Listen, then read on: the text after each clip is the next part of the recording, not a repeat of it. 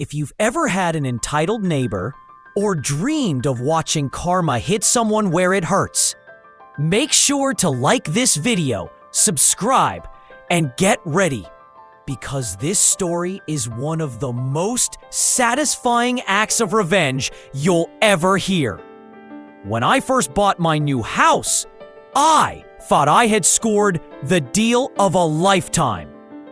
The property was right in the heart of the capital city, but cheap from family friends who had left the country years ago. The only catch? It was a fixer-upper, half-finished renovations, a padlock instead of a proper door lock, no gate. Basically, it looked like an abandoned property someone forgot about. But it was mine. My fresh start, my chance to build a home. Except, I wasn't prepared for the neighborhood drama that was about to unfold. On day one, I noticed something strange. A random motorbike was parked in my garage, just sitting there, like the place belonged to someone else. I wheeled it out onto the street, installed a proper gate that very evening, and thought nothing of it until hours later, an angry man showed up pounding on my new gate. I didn't answer, but through my window, I watched him pacing, cursing under his breath, then storming off after retrieving the bike. Yeah, not the warm neighborhood welcome I was hoping for. Weeks passed. A few small annoyances here and there, like strangers blocking my gate, but nothing a no parking sign couldn't fix. Then, one evening, while I was showering, I noticed something odd. My water pressure was weaker than usual, barely a trickle. At the same time, I could hear the distinct whirring sound of my neighbor's water pump. Now this neighbor, let's call him Mr. Entitled. He was an old man living on the ground floor of a 3-story house. The upper floors rented out to tenants. And from what my friends told me, he wasn't happy about my buying the house. He had voiced his concerns loudly when the sale went through. But I wasn't worried. I'm a 6-foot-tall guy with 3 dogs. He wasn't going to intimidate me. Still, something didn't add up.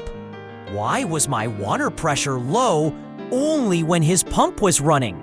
I waited for his pump to shut off, turned on a faucet, and sure enough, the water pressure was back to normal. My gut twisted. Could this man really be siphoning water from my line?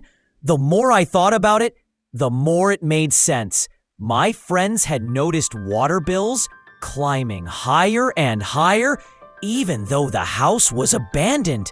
Everyone chalked it up to leaks, but deep down, I knew the leaks weren't the problem. The problem was living right next door. At first, I hesitated. Water in my country is dirt cheap. My bill barely scraped $5 a month, even with 3 dogs, a car to wash, and a garden to water. But it wasn't about money. It was about respect. Here was this man, this entitled, bitter old neighbor who had decided he was owed my resources just because the house sat empty. He didn't ask. He didn't pay. He just took. And now that I was living there, he thought I wouldn't notice. The more I thought about it, the angrier I got. My stomach knotted. My jaw clenched. Every time I turned on the faucet, I imagined him laughing, smug that he was getting away with it. That's when I made up my mind. I wasn't going to confront him. I wasn't going to beg him to stop. I was going to make sure he regretted ever touching my waterline. The beauty of my plan was its simplicity. I didn't need to break into his property. I didn't need to involve the police. I didn't even need to raise my voice. All I had to do was turn a tap. I waited, listened carefully through my walls for the sound of his water pump kicking on. The moment it started, I calmly walked to my main supply and turned it off. Click! That's it. Now here's the thing about water pumps. They are designed to run dry. If the pump doesn't get water, it just keeps sucking, straining, drawing more and more power. Eventually, something gives. And in Mr. Entitled's case, his wiring was ancient, still stuck in the 90s. That night, his pump ran and ran and ran until, boom! At around 3 in the morning, I woke to the sound of chaos next door. Tenants stomping around, voices raised in panic. No power, no water either. What's going on? The shouting grew louder, tenants furious at their landlord. My neighbor's pump had overloaded his wiring, tripping fuses and cutting off both electricity and water to the entire building. Here's the kicker. In my country, water and electricity aren't just utilities.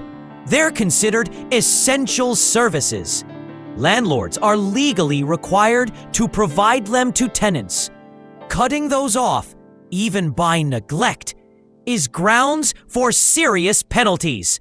By morning, the tenants had lodged police complaints. The old man was slapped with a hefty fine, $500. To put it in perspective, that's a small fortune where I live. But the punishment didn't stop there.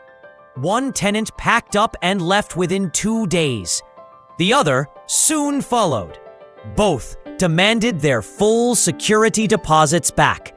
Without water, without power, and now without tenants, Mr. Entitled had no income.